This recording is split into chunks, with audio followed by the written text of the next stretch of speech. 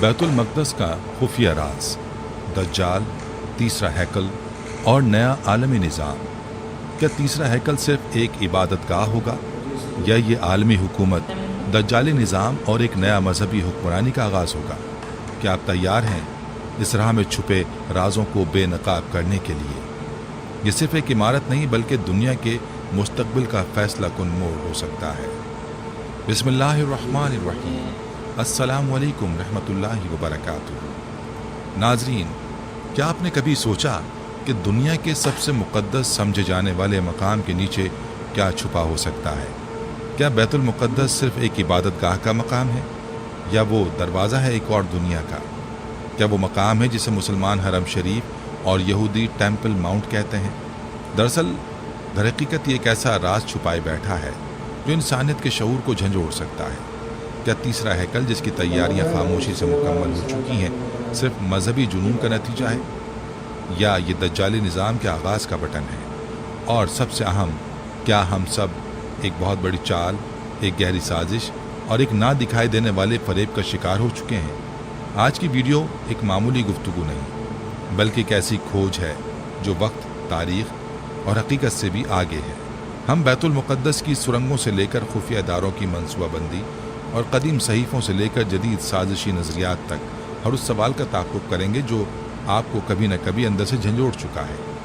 तो अगर आप सच को सुनने, समझने और शायद उसका सामना करने के लिए तैयार हैं तो ये वीडियो आपके लिए है। नाज़रीन, बैतुल मुक़द्दस दुनिया का वो मुक़द्दस तरीन मकाम है जहाँ वक्त, अक़ीदा और तारीख़ एक दूसरे में घुलते नज़र आते हैं। ये वो जगह है जहाँ तीनों इब्राहीमी मज़हब, यहूदियत, ईसाइयत और इस्लाम अपने अक़ीदे की बुनियादें रखते हैं। यहूदियों के नज़दीक यही वो मकाम है जहाँ हज़रत इब्राहीम अलैहिस्सलाम ने कुर्बानी पेश की और जहाँ हज़रत सुलेमान अलैहिस्सलाम ने पहला हैकल तामीर किया जो हैकल सुलेमानी कहलाता है। वो उसे खुदाई मौजूदगी का मरकज़ मानते हैं और उनका अक़ीदा ये है कि तीसरा हैकल यहाँ दोबारा तामीर होगा जिसके बाद उनका मसीहा ज़ाहिर होगा। ईसाइयों के नज़दीक बैतुल मुक़द्दस वो मकाम है जहाँ हज़रत ईसा अलैहिस्सलाम ने तालीमात दी, मौज़ज़ात दिखाए और बिलाखिर मसलूब हुए। ये शहर उनके ईमान का महवर है, जबकि मुसलमानों के लिए बैतुल मक़दस की अहमियत इससे कहीं ज़्यादा वसी और गहरी है।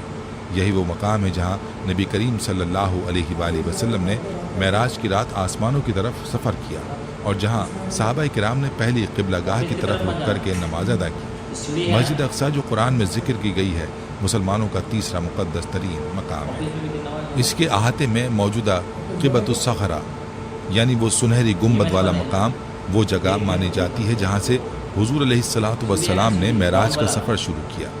सखरा यानी वो चट्टान इस्लामी रिवायात में निहायत मुतबर्रिक समझी जाती है और यही वो मरकज़ है जो सदियों से रूहानियत, इक़्तिदार और साजिश का मरकज़ भी बना हुआ है।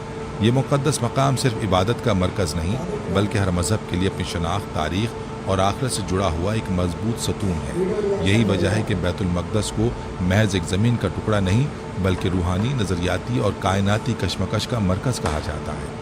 एक ऐसी जगह जहाँ ज़मीन और आसमान, मादा और रूह और इंसान और खालिक के दरमियान राब्ते का यकीन किया जाता है।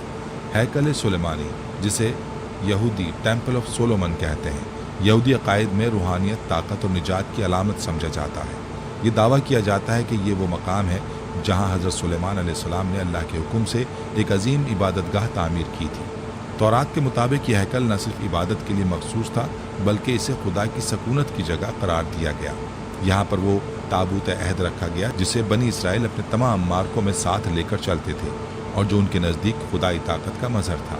ताहम हैकल की असल नौइयत और मकसद पर सवालात वक्त के साथ बढ़ते चले गए।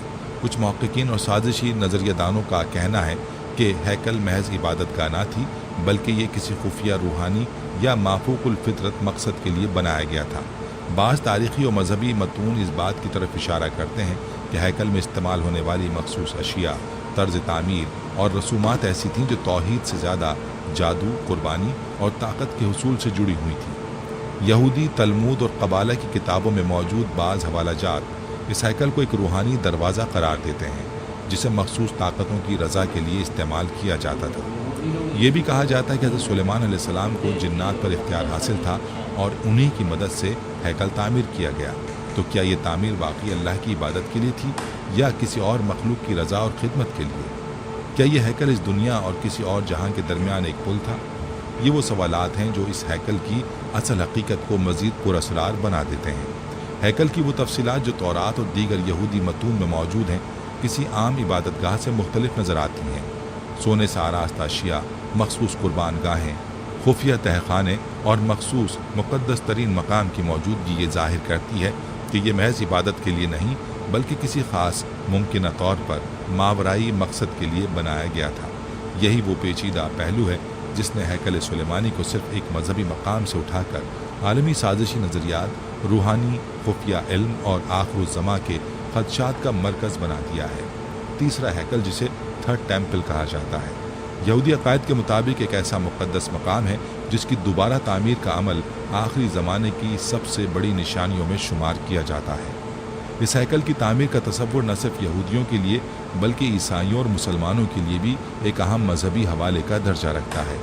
یہودی عقیدے کے مطابق جب تیسرا ہیکل دوبارہ تعمیر ہوگا تو یہ وہ وقت ہوگا جب ان کے مسیحا کی آمد ہوگی جو دنیا میں عدل و انصاف قائم کرے گا۔ یہ مسیحا وہی شخصیت ہے جسے مسلمان دجال کے نام سے جانتے ہیں۔ مسلمانوں کے عقیدے کے مطابق دجال کا ظہور دنیا کے لیے ایک سنگین اور پراسرار دور کی ابتدا ہوگا جو انسانیت کے لیے ایک عظیم آزمائش اور فتنہ ثابت ہوگا۔ یہی وجہ ہے کہ تھرڈ انسٹیٹیوٹ نامی ادارہ، جو کہ ایک اسرائیلی تنظیم ہے، تیسرا ہیکل بنانے کے لیے مکمل طور پر تیار ہو چکا ہے۔ یہ ادارہ کئی دہائیوں سے اس مقصد کے لیے سرگرم عمل ہے اور اس کی کوششیں صرف نظریاتی اور روحانی نہیں بلکہ عملی اقدامات کی صورت میں بھی دکھائی دیتی ہیں۔ اس ادارے کی سرگرمیاں یروشلم میں واقع ہیں اور یہ اسرائیلی حکومت کی خاموش حمایت حاصل کرنے میں کامیاب رہا ہے۔ ٹیمپل انسٹیٹیوٹ نے تیسرا ہیکل تیار کرنے کے لیے ضروری تمام عبادتی سامان تیار کر لیا ہے، جیسے سونے سے بنے ہوئے مقدس برتن، مخصوص لباس جو صرف لیوی قبیلے کے پجاریوں کے لیے تیار کیے گئے ہیں، قربانی کے اوزار اور اس کے علاوہ وہ افراد بھی منتخب کر لیے گئے ہیں جو اس ہیکل میں خدمات انجام دیں گے۔ ایک خاص تحقیقی منصوبہ جسے ریڈ ہیفر یا سرخ بچیا کہا جاتا ہے بھی اس تیاری کا حصہ ہے۔ تلمودی احکام کے مطابق ہیکل کی تطہیر اور اس کی تقدیس صرف اور صرف سرخ بچیا کی راکھ سے کی جا سکتی ہے، اسی لیے یہ بچیا خصوصی طور پر تحقیق کا موضوع بنی ہوئی ہے۔ اس سے یہ واضح ہوتا ہے کہ تیسرا ہیکل محض ایک مذہبی تعمیر نہیں بلکہ ایک بہت بڑے منصوبے کا حصہ ہے جو دنیا میں ایک نیا مذہبی اور سیاسی نظام قائم کرنے کی کوشش کر رہا ہے۔ یہ سب تیاریاں اس مقام پر کی جا رہی ہیں جہاں آج مسجد اقصی قبۃ الصخرہ قائم ہے۔ یہ وہ مقام ہے جسے مسلمانوں کے لیے ایک عظیم روحانی مرکز کی حیثیت حاصل ہے، اور یہ بھی وہی جگہ ہے جس کے بارے میں یہودی عقیدہ ہے کہ یہی وہ مقام ہے جہاں تیسرا ہیکل تعمیر کیا جائے گا۔ اس لیے گزشتہ کئی برسوں سے مسجد اقصی کے نیچے خفیہ سرنگوں کی کھدائی کی جا رہی ہے۔ ان کھدائیوں کا مقصد یہ دعویٰ کیا جا رہا ہے کہ وہ پرانے ہیکل کے آثار تلاش کرنے کی کوشش کر رہے ہیں تاکہ اس بنیاد پر مسجد اقصی کو گرا کر تیسرا ہیکل تعمیر کیا جا سکے۔ اگرچہ اسرائیلی حکومت اس بات سے لاتعلقی ظاہر کرتی ہے اور ان کھدائیوں کو محض مذہبی سرگرمیاں قرار دیتی ہے، لیکن وقتاً فوقتاً مختلف رپورٹس، لیک ہونے والی ویڈیوز اور مقامی لوگوں کے بیانات اس بات کی طرف اشارہ کرتے ہیں کہ مسجد اقصی کی بنیادوں کو اندر ہی اندر کھوکھلا کیا جا رہا ہے۔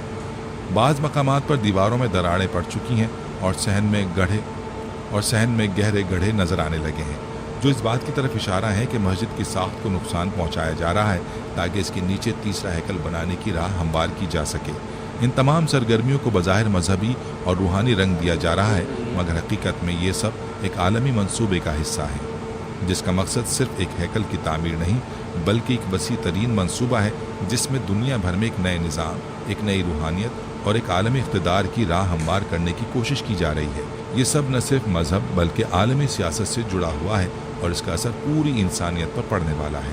اس بات کو مد نظر رکھتے ہوئے یہ سوال اٹھتا ہے کہ کیا یہ محض ایک مذہبی سرگرمی ہے جس کا مقصد صرف ہیکل سلیمانی کی دوبارہ تعمیر ہے، یا کیا یہ ایک بڑی عالمی سازش ہے جس کا مقصد انسانیت کو ایک ایسے دجالی نظام کی طرف دھکیلنا ہے جس کا اثر دنیا بھر میں پھیل جائے گا؟